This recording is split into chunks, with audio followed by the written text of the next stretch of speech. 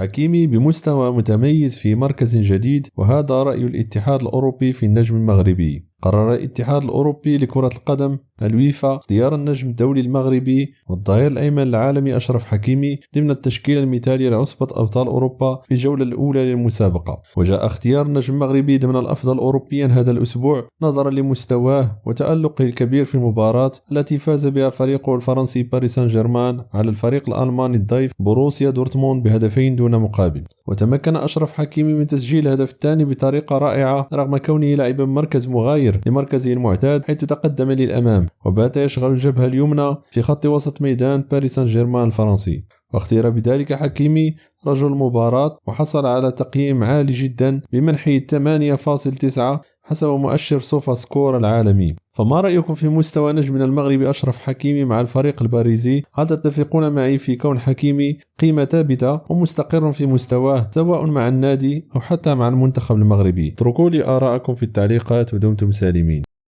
لا تنسى الاعجاب بالفيديو والاشتراك بالقناة مع الضغط على الجرس ليصلك كل جديد.